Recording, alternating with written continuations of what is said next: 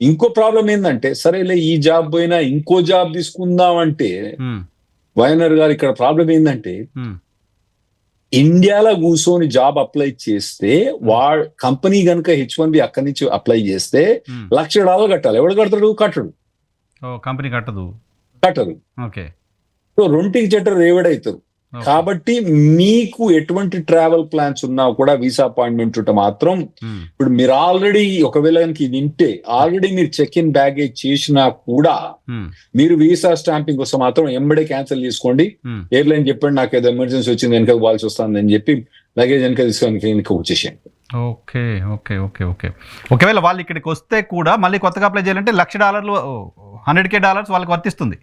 అంటే ఇప్పుడు ఉన్న అపాయింట్మెంట్ కనుక పోస్ట్ పోన్ అయ్యి అదే జాబ్ మీద కనుక పోతే మాత్రం $1,00,000 వర్తించదు.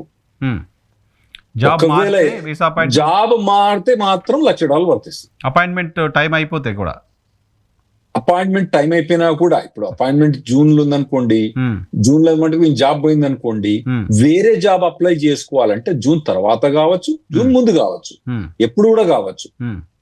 అతను వేరే కంపెనీ నుంచి H1B అప్లై చేసుకోవాలంటే $1,00,000 కట్టాలి. ఎవడు కడతాడు? కట్టడు. కంపెనీ కట్టాలి, లేకపోతే పర్సనల్ గా ఇతను కట్టాలి.